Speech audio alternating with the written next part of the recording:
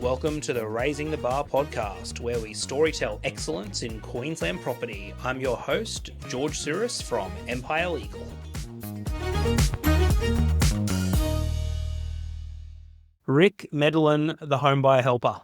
That's me. Thank you for coming on the show today. Absolute pleasure, mate. Happy to be here. Thank you for being the first person in our new little studio setup. What a great little setup. Nice and comfy. Thank you, sir. You're the first one to sit on that chair. I'll claim it as mine. We'll put a little plaque up. Awesome. How long have you been in the buyer's agent game now? This is coming up to year 5. Excellent. Time goes fast. It has flown by. And for most of that time, I think we've been working together. We certainly have. I don't know how we found each other originally. Maybe a deal we were on or something. Mate, it was very early days. I don't remember. Yeah, either, it was. I remember it was early. But I remember having that coffee. And here we are, Raising the Bar podcast. The whole point of the podcast is storytelling excellence in Queensland property. We think you're pretty excellent, which is why you're here. Thanks, mate. And I feel the same way about you guys. First buyer's agent to sit in the Empire Legal studio. Obviously a testament to how much we trust you and we like what you do and we believe in what you do. I appreciate that, mate. I really do. Property as an industry is pretty interesting. You get a very mixed bag. Our core value is trust. That's how we built our brand. We've referred clients to you and we trust what you do. Yes, absolutely. And as I said, I really appreciate that. And I like to only pair with partners that I actually trust as well. And Empire's been a great partner to work with through that whole time. So it's a good relationship. Yeah, good humans should stick together. Without a doubt. We're going to break this down into 3 different sessions. The whole point is obviously to add value to the audience. Yes. So I want to kick off with knowing your niche. So elaborate on that as you please. Obviously, you act as a buyer's agent predominantly. That's your core business. That's your core role. Correct. Absolutely. Yep. Tell me more. Let's have a chat about that. Right. So my niche is a really good question when it comes to my business. Yeah. And my business was established intentionally to service a particular niche of buyers as a buyer's agent. So I have the motto, I guess, or the goal of helping ordinary people achieve their property goals. Love that. So my people, my clients are first home buyers, mums and dads, people who haven't bought property for 30 years. Those people who really need a hand through the process Yep. are the people that I work with more often than not. Correct me if I'm wrong. If I recall, you had another life in the corporate world. Was it? It was IT or something along that line? I had a long IT career for about 20 years. And even in IT, my focus was all around IT operations and service. Yes. So it was about looking after the customers that use the systems. It was never about the tech. It was about the customer experience. The experience. And then you basically, again, correct me if I'm wrong, you scratched your own itch. I'm looking into the archives of when we first met and we first caught up. Yeah. You were helping friends buy property and then that sort of naturally progressed into you doing what you do, right? Yeah, absolutely. Yeah.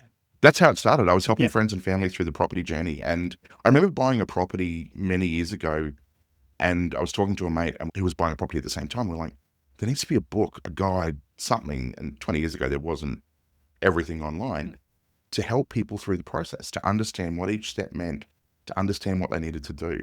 So it's sort of been rolling around in my head for that long. So you've been doing this unofficially long before you started the business with helping friends and family? Absolutely. Yeah. And are we talking like, this may sound a bit naive, but is this like pre-realestate.com type thing? Or was that around and people weren't using it? 20 years ago, what was the score? It wasn't around. Yeah, okay, because I'm just trying to think. From memory, with the age of the internet, that wasn't mainly how it was done, was it? Like no. Now you just get on realocating.com, you can look up a property, an area, a price range. It was a totally different beast back then. Without a doubt. And in those days, the properties were in the local paper.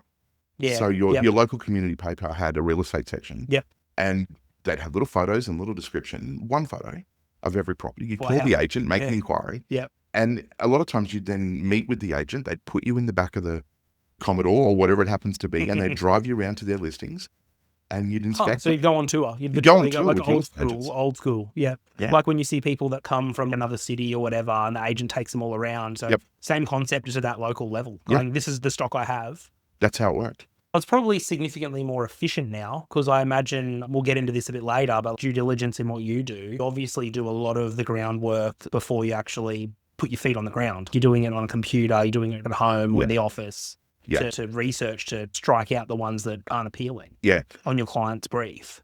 Exactly. The client has a brief, and my job is to find the property for them. And to do that, we have to eliminate a lot Yes. before we even inspect a property. Yes. Don't get me wrong, there's going to be times where something hits the market that day and you're through the door because you know it's going to be competitive. Yes. But in a majority of cases, we want to have an understanding that it fits brief, that it's not a bad buy before we even start inspecting it. Yeah, of course, because you're effectively hand-holding your client, helping them through the journey of buying that home, right? Exactly. Like, And it's similar to us on the conveyancing side. Yep. They're doing the same thing. They engage us, and regardless of whether they've never done it as a first home buyer or they've done it before, we're still their guide, and we're still the ones that are helping steer them towards the right decision or giving them the information to make a good decision. And that's something I say to all of the potential clients that I meet with or Yes. talk to, is that you can be the heart and I'll be the head. Yeah, cool. So I help them through the journey. I also get to say to a lot of couples, I'm going to be the third person in your marriage for the property journey. Right? And it's true, because I get to sit there and talk to both of them and guide them on the path, and also guide them through their own thought process and their own bias and their own preconceived ideas about property that may not match their partners. Yeah, So true. it's a really close relationship that I have with my clients to make sure that we're getting from point A to them getting the keys. And they're not always necessarily on the same page, right? I imagine some Definitely might be not. more numbers driven or emotional Yep. or what's important to each person. So you're also expectation managing, and there's a bit of a psychologist. There's all sorts of stuff in what we do. I think I have an honorary psychology degree when it comes to buying property with people. But even single people or people doing it on their own, Yep. they really need somebody that they can talk to about that stuff. Yes. That they can be emotional with, that they can have those conversations, talk about their fears, their prejudices, their biases when it comes to property, and have somebody who can listen to that, but also give them some advice. Well, that's the thing. You're not on the listening, you're then adding value back. Going, Correct. yeah, I've seen this before, or this is a trap, or don't do that, or yes, I like that idea, let's run with that, or add that to the brief. Yep. It's very collaborative. It always has to have value to them. It's not just a chat and a whinge about the process or the property or the agent or whatever it happens to be. It's about, okay, now how do we navigate our way through that? Well, let's jump on that. So keeping in mind, we're talking about a niche here of what you're doing as a buyer's agent. Traditionally, there's different ways a buyer's agent operates in terms of fees, right? Like you'll be able to explain better than me, is some people do fixed fee only, some do a bit of a hybrid, and some do commission only. Is that correct? That is correct. Yep. Yeah. And within those three fee structures, there's differences as well. So from a fixed fee point of view, some buyer's agents may just charge a fixed fee regardless of what they're purchasing. Okay. Some may have a sliding scale based on the brief, based on the budget, based on the location. Yep. So that fixed fee could shift, Yes. but it's always fixed. Right. So, and that's how I operate. Yep. I can come back to that in a second. Okay. But yes, Yep, you yep, do yep. have commission-only buyer's agents. Yep. So they essentially charge you their fee based on a percentage of the purchase price that you pay at the end. Like most sellers' agents. Sellers agents, absolutely. So similar concept. Hey, I'm X% in commission, and that's how I operate. Doesn't matter if it's $500,000 property or $10 million property, I'm taking X percentage. Yep. And with that, they could have a sliding scale as well. So if you buy up to 1 million, they may charge 1.5%. If you Yep. buy to 2 million, it may be 2.5. So there can be sliding scales in those as well. How does that work then? Because you work with first home buyers. That's obviously a chunk of your business, helping them get into the market.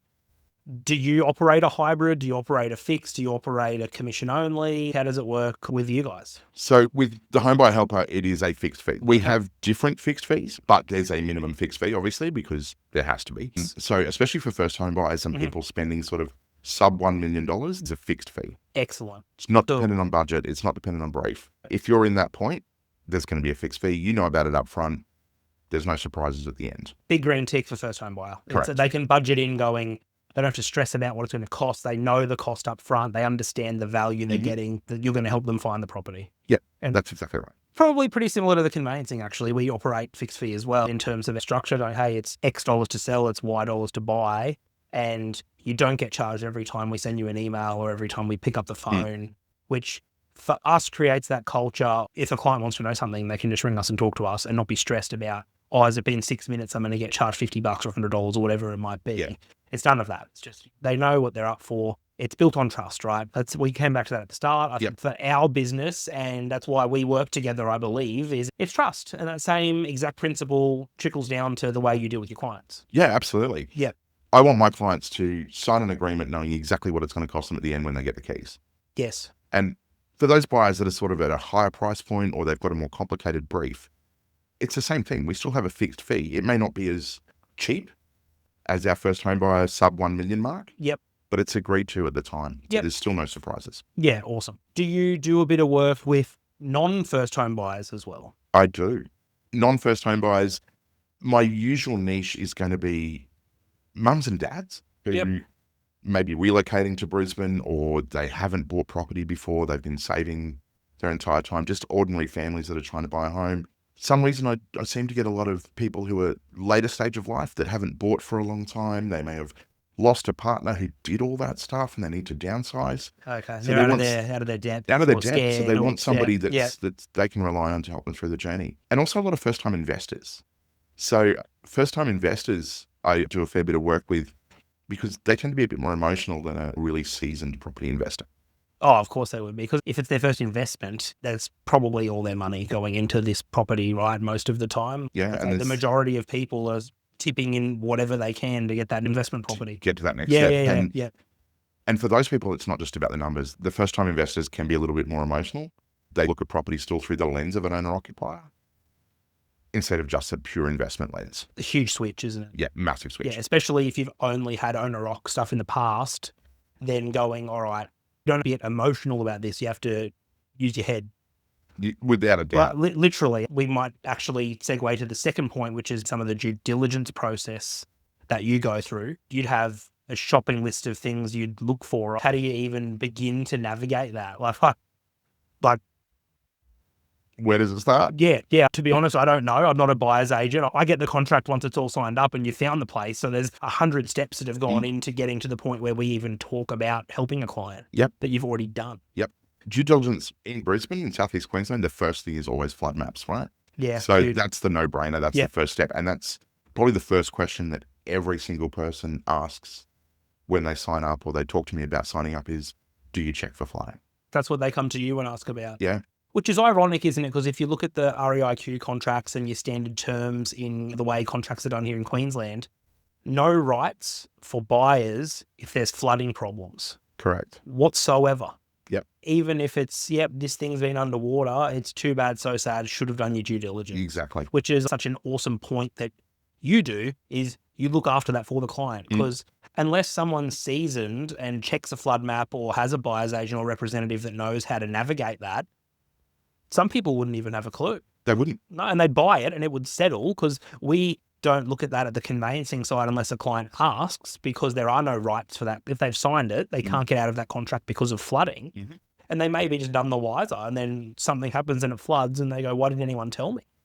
And the other part of that is they can talk to the selling agent who can say, it's never flooded, right? It doesn't mean it's not on a flood map. It doesn't mean it's not on a flood risk map. It doesn't mean your insurer's going to cover it. Yep. So even though it may never have flooded in the past, it could still have a high likelihood of flooding at some point in the future, which is going to impact your insurance. It's going to impact your risk. Yeah. We want to dig a little deeper into that. We can always look and go, it's never flooded. Yep. But we want to understand what the projected risk of flooding is. That's the first part of due diligence for pretty much everybody. That's what they want to check first. So that's sort of like you can knock out a property pretty quickly if it's in a floodplain or it's potentially there going, you know what? Let's just not worry about that one because that's going to be a problem. Yeah. Or could be a problem. It could be, but Could be. The flip side of that is that there's some areas that pretty much the entire suburb is on a flood map. But people still buy there, people still live there quite happily. Brisbane River, mate. Exactly. You've got multi-million-dollar homes that are prone Sitting to on a flooding. flood map. Yeah, exactly. So it's a conversation with the client in that case is you want to live in this suburb. Yeah. It's prone to flooding. Yeah. What does that look like from your risk? Yeah. Do we need to make sure that the way that it's built, that the insurance is going to be okay? All of those factors have to come into the conversation, not just strike it off. Yeah. You've just struck off the whole suburb. Yeah. In some cases. Yeah. And I guess depending on the brief, someone may want to live in a particular pocket, right? And then you're getting right down narrow. Yeah. If you want to live on the river, you've got a risk. I like that. That's pretty simple, isn't it? It's pretty simple math. You just look around Brisbane, the property on the river is expensive. It's great property, has great amenities. People want to live there. Yeah. So they do wear that risk. Yeah. Yeah. Even like when you talk about due diligence as well, I remember I heard this a while ago and it sort of stuck with me. Something might look really good on paper. Say, you go through your process and it all looks pretty good. You go out to that property and then you realize I can hear the train or I can hear planes flying over, which look, to some people, they don't care. Trains probably a bit annoying for me, but the planes, I grew up in Carina. It's on the flight map. It's a problem. It's always been a problem. And I don't even hear the planes. I have a client at the moment that's a plane spotter. He wants to be near the See, there planes. you go. Right? So, Wow. That's pretty different. Yeah, but that's some cool. people just don't want any noise at all. Yeah, correct. And inspecting a property is a great way to tick off a lot of due diligence items, right? So you Yeah. want to understand the location, the amenities, the condition of the property, what the neighborhood looks like. That all plays a part of due diligence. But beyond that, you've got all sorts of things depending on the property and where it is. Mhm. So if you're looking at an apartment, for example, you want to dig deep into the body corporate disclosure and you want to understand Yeah. where the maintenance items are, where the special levies are, what was discussed at the last AGM. Like we want to have that visibility. We want to see where the control room for the lift is. If there's risk of flooding into that, we want to understand how you access the car park. Yep. We want Is to, there problems with the building, other neighbours busting up, pets, where so are the, many where things. are the bins? How does the truck get in? True. There's so much stuff Yeah. that forms due diligence as part of the process, but it's really dependent on the property, Yes. the property type, and essentially what the buyer is willing to accept. So yes, there's a list. Some of those things will apply for each property, some won't. So you're buying a freestanding home, there's no body corporate stuff to understand. But we may want to understand approved buildings or additions on the property. We may want to understand what the neighbours are planning on doing with that empty space in the backyard that's potentially going to be subdivided. True. So there's It's a whole lot of things different, to- it's actually, they're totally different products, aren't they? Yep. Comparing a freestanding home to a body corporate property, they're totally different problems. Mhm. And even what you said before, I really liked, it's the house or the property is one component. It's only a component. You have to look at the suburb, the street, the aspect. If it's north facing is obviously attractive to a lot of people, but not to everyone. There's some that will not buy, right, if it's facing a certain way or... But also, what do you want to be north facing? What do you want to be south? Do you want your front of the property to be south facing? Do you want your kitchen to have morning sun? Do you want your kitchen to have afternoon sun? So the aspect plays a part in how you live in the property. True. It's not always just it faces X, that's a problem. You can't really rule that out. If you're in the UK and you want a nice south-facing garden, kind of a different story. In Queensland, what you don't want is a west-facing balcony in the afternoons because it's going to cook. Yeah. So it's understanding how the property sits and what the floor plan is when it comes to aspect. Such a great point. They talk about a lot of properties on the Gold Coast, right? I'm living down that way now, so it's pretty topical for me. But you look at all these canal properties, I imagine you want your backyard to be north-facing. You want the canal frontage to be facing north, not the front of the house. I had a client who was Sydney-based a few years ago, and she was buying an apartment on the Gold Coast. Yeah. Great example. And she said, the balcony must be west-facing. And I was like, why do you want a west-facing balcony? She said, because I want to come home from work, I want to enjoy some sunshine, have a drink, whatever. And I said, you're going to cook. And she was like, what do you mean? I said, glaring afternoon Queensland sun on the western side, bad idea. Yeah. And it really took her actually being at a property in the afternoon to go, oh no, I don't want this at all. Yeah. Because it was hot. Yes. And we just started avoiding those, right? But it was that preconceived bias, perception, whatever it happened to be, just based on living somewhere else that made her think that's what she wanted. So all of those things add up depending on the property and the brief. I reckon that probably moves pretty well on to the next point about what you do for your clients and how you help them find property. But before we jump into that, fun fact, you are still a marriage celebrant, is it correct? I am a marriage celebrant. Yeah, so I'm an authorised celebrant, yes. Yeah, cool. So I can find you a home and marry you. That is if awesome. need be. I can do a baby naming if you like. And you know, when we get to the end, I can help with the departure arrangements as well. So yeah, I do celebrancy work as well. It's a good little side gig, I guess, but it's something that I really enjoy. But I could tell by the smile that they lift you up. So that's awesome. Yeah. I remember when we first met, I'm like, that is cool. That is cool. I don't know any celebrants. You're the only one I know. There you go. I really like being part of people's journeys. Yeah. So whether that's buying a home, buying an investment property, getting ahead financially, getting to the location they want to live in, or the rest of their life, their personal family stuff, really getting married. I just love that part of genuine, that connection. Hey, when you meet good humans and you help people, people. Yep. Your service is like ours. It's not just you're a commodity on a conveyor belt and at the end of the day you collect a check. Yep. It's actually not about that at all. It's the polar opposite of that. Correct. With our service, there's been times where we've actually said, we're maybe not the best fit for you. I'm going to introduce you to these people over at XYZ firm that are better suited to help you. And okay, yeah, we're giving revenue away, but I don't care. The ethos of our business is everyone that comes through our door has a good experience. And if we can't deliver that 5-star service, we actually don't want to deliver it at all. Yeah, I feel the same way. Yeah. And there's been potential clients in the past from a buyer's agency perspective where I thought this just isn't the right fit for us. Yeah. And I've said to them, I think you need to find a different buyer's agent who's going to work more in line with the way that you want to achieve your goals. Yeah, but that's just also knowing your client and knowing what value you add and what you want to help people with as well, right? Yeah. Yeah. Jumping in then, let's just look at my little cheat sheet over here. There is a little cheat sheet down here, guys. All right, I have industry secrets for people looking to buy. What is the T? What is the T? What is the score, mate? I know it's a very broad question. It's a really broad question. I'll let you run free range. All right, there's a few things that come to mind when I hear that. And the first thing that comes to mind, probably a little controversial for some of the sales agents out there and for a lot of buyers agents, is the concept of off-market properties. A lot of buyers agents really spruik their access to off-market properties. Oh, that's the pitch I hear all the time. All the time. Oh, I've got access to all these properties. Okay, how? Exactly. Yeah. Right. And look, I'm not going to say they don't exist. Off-market properties absolutely exist. And I've purchased some that are true off-market properties. But there's still the concept of saying a property's off-market is a marketing tool.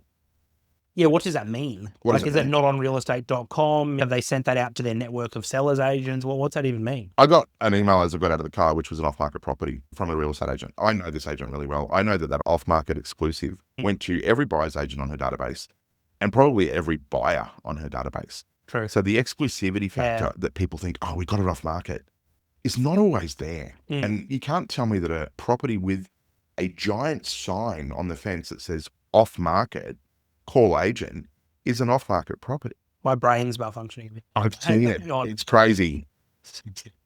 It's not off-market. Yeah. A true off-market property to me is something that is only exclusively shown to a handful of buyers or selected buyers who have a need for a specific property type, a specific budget, if there's discretion required by the seller, if there's a circumstance that means that it just really shouldn't be publicly displayed, right? Which seems quite odd to me in itself. So if you're a seller, wouldn't you want as many eyeballs as possible over that property? In 99% of cases, without a doubt. But you're saying if they're maybe super private people or they're wealthy and they just don't want people to go through them. Okay, that's a good example. Yeah. And just as an everyday one, I purchased an off-market property late last year for a client. The reason being is that the sellers were building a new home. Yep. And they had reached a point where they had some cash flow issues. So they needed to sell their existing home and rent it back. Yep. So that they could continue on with their build. Right. They didn't want anybody to know that. Fair. So it was essentially an off-market conversation. And that was a good example of when off-market is the right choice. Yeah. Yeah. I'm not saying they don't happen. Absolutely, they do happen. And you can get some great properties off-market. You've got to question why a seller wouldn't want it. Yeah, that's what I was thinking. Like, wouldn't you want as many eyeballs as possible on this thing to get the best money possible? It's probably a contentious issue for agents and some buyers agents that I've brought it up. But you've really got to understand why a property's on the market, how it's being marketed, how the agent's presenting it to the market, and what the motivation is to get it sold. That's probably the first little tip that is a bit of tea, for want of a better word. What a different way to look at the words off market. That's a huge shift, isn't it? Because people hear the words off market, it's like a buzzword, and they go, oh, I've got exclusive access to this property. Yeah. But there you go, peek behind the curtain. Not necessarily. They've just blasted that out to a whole network of people. Or they've stuck a sign up at the front. Yeah. How is that off market? Everybody driving past can see it. It's on the market. Maybe they haven't copped the realestate.com ad, and that's how they're saying it's off market, but people know about it. That's another one. You know, the seller doesn't want to pay for marketing, right? So in some cases, it's a marketing technique. Forgive me, agents, for heading down that path, but in reality, it really is. So as a buyer's agent, I say to people all the time, my job is to find you the right property. Yes. Whether it's on market, off market, withdrawn from market, hiding under a rock, coming next week, wherever it is. I want to make sure that we find the right asset. Yep. Because property is an asset, whether you're emotionally attached to it or not. at the right price. That's my job at the end of the day. You want more tea? If you've got more, I'm still processing what you said before. I've been in the conveyancing real estate game for 7 years, and I've taken the off-market bait. I've actually taken the bait. If it's like, oh, this is off-market, like, oh man, I better go look at it because it's exclusive. It's just a marketing. Not always. Not always, but it could be a very good marketing tool. Correct. There you go. Correct. Go agents. You guys, that's why you guys are master sellers. You guys know what you're doing. That's exactly right. I think the other tip that I give to everybody is, whether you're engaging a buyer's agent or doing it on your own, is do your own pricing research. Right? Yep. You can talk to agents. They'll give you a guide as to what the property's going to fetch in the market. Yeah. You can look online. Banks have price guides on their apps. There's different valuation tools online that people can plug in an address, and it'll say it's worth X amount of dollars. Spit out a number of or a range or whatever. Yeah. The thing to bear in mind is that those tools are data driven. So it's going to look at properties in a certain radius that have the same criteria. Yes. And go, this is probably what it's worth. Yes. Right? That doesn't take into account the condition of that property. It doesn't take into account the seller's motivation. It doesn't take into account how well it's marketed. It doesn't take into account the outlier that was sold at 200 grand more than it should have been. Yes, which is inflated everybody up. Stats. Yeah. Or the one that was sold really low. So you may go, that looks really cheap compared to everything else, but maybe a couple of really bad properties got offloaded cheap, and that skewed the data. So it's a guide, but it's a good idea to do your own research and go, okay, well, what has sold in the area? Yes. Put in your criteria, find out what's sold, make a list, compare those properties. Did this one have a view? Did this one have a new kitchen? What explains the pricing? So don't just take agent word, app word, internet word. Dig deeper. It's your money. That also blows my mind. You talk about a pre-settlement inspection, right? We tell all of our clients on the buying side, you are entitled to this. You should go through the property, purely even if it's just to make sure the removalists haven't taken out a wall or something like that. But it's your right to do it. Why wouldn't you? I've seen people that fly to Sydney to go look at a car, for example. You know, myself, I've done that. I've jumped on a plane before I've gone and spent money on a car to check it out, get a mechanic to see it. I want to see it with my own eyes. I want to drive it. I want to hear it. I want to make sure it's what I want. Before I commit and give tens of thousands of dollars away. Times that number by a much bigger multiplier when you're looking at properties. Exactly. And some people are buying things sight unseen, and you think, man, like, unless you're a baller, unless you're super wealthy, even then I'd say you probably should still go do it. You need to go and see the property. That's a big part of what you do, right? You've got all this experience, but you're also using your senses when you go to these properties, and you can tell if something's asbestos by the way the roof looks, or you've got a pretty good guess whether it is or not. Yeah. You know, probably better than most because this is what you do for a living. Whereas your average Joe might roll into an old house and have no clue about asbestos, and it may not be disclosed, and then they don't even know what they're buying. Yeah. Look, I'm a firm believer that I will never recommend to a client that they purchase a property that I haven't seen, touched, and smelt. Right? Yep. A lot of people buy property sight unseen through a video. Yep. You cannot smell mold through a video. True. Right? I was with a client at an inspection a couple of weeks ago, and she's just following me around. She goes, it's just fascinating watching you work. I was literally standing in the shower sniffing it because I had this hint that I could smell mold, and the only way I could do it was to get in there and shut the door. Yeah, like, I'm not weird, I swear. This is no, what we do. it's not some sort of weird thing. So you want to make sure that you have done those things. You've seen it, you've touched it, you've smelt it. Yes. You've looked over the fence. What are the neighbours doing? Is there a meth lab next door? You really want to have visibility of that property before you make an offer, right? That's the first time you should view a property, is before you make an offer. Which is going to upset the borderless buyers agents out there who do this stuff remotely for their clients, or they're data driven. The second time you want to inspect it is right before you get the keys. Pre-settlement inspection. Yeah. I had some clients last year. We were 1 day from settlement. Somebody posted on a local Facebook page that a property that was on the market had been broken into overnight, and they'd seen the criminals running away from the property. I was on Facebook the next day. It was my local Facebook group. Yep. And I went, I think that's our house. We were settling the next day. I called the agent, told her, and we were like, we need to get to this property straight away. Yes. And the risk we ran, well, we were going to walk in there and find that somebody had broken in and trashed it. Somebody had broken in and stolen stuff. Thankfully, they didn't. It wasn't that property. It was that property Oh, for okay. sure. Oh, so they had broken into that They property. had broken into Yeah, that property, yeah, okay. but they'd done nothing. So we Great. think somebody scared them off. Okay, cool.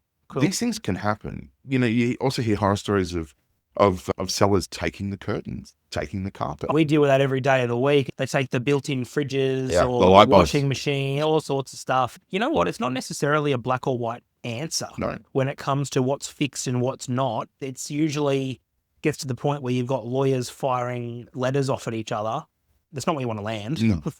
Especially the day you're getting the keys to your new home. You just don't want to have to deal with it. So making sure that you get there, have a look around, make sure everything's as you expect it to be is a really, really good idea. I think it's actually a no-brainer. I think anyone that doesn't do that, it's a red flag for me. And if you can't be there, get somebody to go on your behalf. Yeah. Right? Yeah, if you're on a holiday, you're away, get your folks, get anyone to come and look through that property. Does it look okay? Is there chunks of wall missing? Yep. Because if so, you've got to get on the phone to us so we can fix the problem before it settles. Once it settles, it's often too late to actually get a solution. Correct. So we want to fix that before. The other part of it that just came to mind is that you may do a building and pest inspection and something comes up and the agent says, yep, we're going to take care of it. Yeah. Right. A broken gate latch or something, right? You just want to be there and check those things. Has that been done? Because, yeah, again, I say to our clients, it's like trying to get blood out of a stone once it settles. Yeah. You may technically have a right, but good luck. They've got their money. They've run off into the sunset. And more often than not, unless it's a very expensive problem, it's not worth the money, let alone the time or the stress to pursue it. Whereas if you catch it before, we've got leverage. Right? It hasn't settled yet. In saying that, we may not necessarily be able to hold up the settlement, but we can usually work with the agent and the other side to come to some sort of solution. Yeah. Even if it's, hey, let's throw some money in trust, a few grand. You said you'd get that gate fixed, you haven't. We'll still settle. When you fix the gate, we'll give you your money back. Yep. And if you don't, we'll use that money to fix the gate. To fix the gate. Everyone's happy. Everyone's it's a solution. Yep. Yeah. Let's jump into the last point. Wynnum Manly. My home. Your home. It's been a place very close to my heart as well. I spent 4 years at the Manly Hotel, pouring schooners of 4X gold when I was doing my law degree. Yep. My dad's always had boats down at RQ at the marina. Love the Bayside. I've seen it change a lot since I was in high school. Went to Iona College in the Bayside. It has changed significantly, and I've lived there a few decades now. Yep. And just to see the shift has been phenomenal. Shout out to 4178, 4179, Wynnum Manly. Love that area. We've got our Manly office down there, which we love. But what I want to talk about in this last little section is areas you service. Because you said before that you like to see, touch, feel, etc., the properties that you inspect for your clients. Yep. What does that look like for Rick and the team? Where do you service? Wynnum Manly is my home, and the surrounding area is the area that I know the best. Yes, right? just because you've bought and sold there, you've lived there, you know the area really well. So local knowledge is so incredibly important, especially when you're engaging a buyer's agent, right? You want somebody who knows that that street's okay, but that one's not so good. I definitely service that area, but through the years, I've built agent relationships and started to understand the benefits of different areas across Brisbane, generally the south side of Brisbane, the Redlands. I've bought a fair amount of property in Logan area. Yep. Right. Logan's underrated. It's a whole nother conversation, but I think Logan, close to Brisbane, close enough to the Gold Coast. Correct. Look at Daisy Hill. They're great areas. There's good schools, there's good amenities, there's good access to infrastructure. Yep. There's good buying. There's still some affordable property down there. There's some areas that you may not particularly want to take the risk in. Certain pockets or suburbs, even still suburbs, but right? the same thing happens anywhere. Yeah, eventually give it time. It's still proximity to Brisbane, and I think proximity to Gold Coast. But as a buyer's agent, I've bought from the Gold Coast up to Nambour and out to Ipswich. Would I do that every day? No. I'm happy to talk to potential clients about that, depending on what their brief is, depending on what their budget is. And we come up with a way that we can do that. Or I can refer them on to somebody I know is a good BA in those areas. But what happens if it's outside of your area? So is it similar to what we do, like I was saying before, where you go, you know what, I'm actually probably not your guy because it's in, I don't know, north of Sunshine Coast or something, and you may not service there or want to go up there or know the area. Well, you'll just refer them to someone you know that you trust. Yes, exactly. Same as us. Yeah, same as us. Very similar philosophy. Going, you know what, you may be able to help them find the great property, but you probably sleep a bit better at night knowing that they're with the guy up there that does that for a living. Yeah. I think those redirections of clients happen in two ways. A potential client who I just don't think I want to work with because there's a clash of personality, or I feel their expectations are really not achievable. And you can usually smell that from a mile away, right? It's actually not going to be a good fit for me. Yeah. And I'll say to them, look, I don't think you're going to achieve what you're going to achieve. Go back and revisit what you want. If I think somebody's going to be a great client, they've got good expectations, not necessarily a good budget, but the right budget for what they want. Yep. I'll happily refer them to BAs that I know will take care of them. BA's buyer's agent, yeah. Sorry. No, it's all good. It's normal lingo for you and me, but who knows who's listening to this? Yeah. Business analyst. Buyer's agent. Buyer's agent. So I will, definitely refer them. I know a lot of really good buyer's agents across Queensland, New South Wales, Victoria. I belong to a mentoring program of buyer's agents who are heavily invested in making sure our industry offers really good service to clients. Yes, that's beyond Queensland as well, isn't it? Well beyond Queensland. You work with guys from other states. Yeah, I can refer people to those people regardless of where they are. Do you get briefs where people are like, oh, I want to buy, I don't know, in New South Wales or whatever? Does it happen often? Or I get inquiries for it, yeah. Okay, people call up and they go, look, I found you on Google. Do you service New South Wales? I'm not licensed to buy in New South Wales. It's another whole different kettle of fish. It's a whole other kettle of fish. And I think that's also a good tip. If you're engaging your buyer's agent, one of the first things you should ask them is, are you licensed to purchase in the state that I want to purchase in? Because unfortunately, some people aren't, and they still buy property. So it's a bit of cowboy country. Yeah, we are up in Queensland, but we're getting better. They're building better systems and processes all the time. Yeah. Yes. If I'm not licensed in the state, it's an automatic referral. Of course. I can't help you. If somebody says to me, I want to buy in Toowoomba, right? There's a conversation that I have about what that looks like. Can I take on a client with that brief? Do I have the capacity? Do I have the means at that particular point in time to service that client and service them well? Yes. If the answer is no, I'm going to refer them somewhere else. But we may be able to work together if it's the right fit, the right brief, the right timing. Because as a business, I won't take on more clients than we can actually serve at any one point. Yes. You want to give them that good experience, right? Otherwise, they're not going to have access to you. They're not going to have that Rolls Royce experience. You want them to finish and go, yep, that was tops. I will tell my family and friends about Rick. Exactly. That's the goal, right? I also won't take on a competing brief. I don't want to have two clients looking for the same thing in the same budget in the same area. Because if we find it, who buys it? I want to make sure that if I'm servicing this particular client, one of my clients is not competition for that property. Yeah, from the bottom of your heart, everything is helping that client find that brief. Yep. Yeah, that's awesome. Yep. Like we don't act on both sides of a transaction. We legally can, but we don't want to do that. No. How can I help you sell and this guy buy, and I'm the source of truth and the escalation point for both? Yeah, it's the conflict. It's a bit murky, isn't it? We don't like being in those waters. It just does not sit well with me at all. Yep. So I guess that's a really good point for a local person with local knowledge. I think if I rung you and said, hey, Rick, I want to buy in Byron Bay, you'd probably be like, mate, that's not my bread and butter. I think I've got a few guys down there I'll put you in touch with. Is that a pretty fair cop? Exactly. Yeah. That's exactly what I would do. And you know what? I think if you said, oh, yeah, man, I can help you in Byron Bay. And I said, oh, what do you know about Byron Bay? And you say nothing. Well, there's that erosion of trust. I'm totally picking up what you're putting down with the way your business operates. Yeah. I've got one more thing for you. Okay. I have a little question here. Yeah. A unique question that we ask everybody. Okay. I'm not prepared. We are here to raise the bar after all in property. Yes. What is your golden nugget to share with listeners on your life experience so far? It can be anything you want. You can have a few seconds to think about it. Just a golden nugget that's in Rick's head that someone listening to this might want to hear about. Doesn't have to be related to property? Anything that's going to add value to someone that might be listening to this. This is something that I've always applied to my professional life and my personal life. My entire career, when I worked in IT, I managed large teams of people and dealt with clients, customers, difficult, easy, the whole works. And the thing that always came to mind is that you catch more flies with honey. So if you treat people well, show them respect, you're going to be able to grow your business, your reputation, and your trust. That's my golden nugget. It's pretty simple maths, isn't it? Yeah. It's so true. It's so true. It's easier to smile than frown as well, isn't it? Exactly. Yep. You catch more flies with honey. You catch more flies with honey. And you actually do. You do. Yeah. You do. The saying's true. Yeah.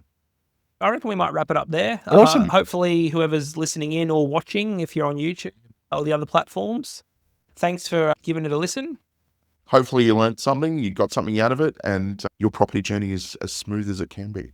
Simple, sunny, and smooth sailing, guys. That's our philosophy here at Empire Legal, quite literally. Very great philosophy. I love boats, so when Abby and I were putting our little slogan in, I wanted sailing to be in there somewhere. Yeah, which is pretty cool. Yeah. Wynnum Manly, it's all close to the bay.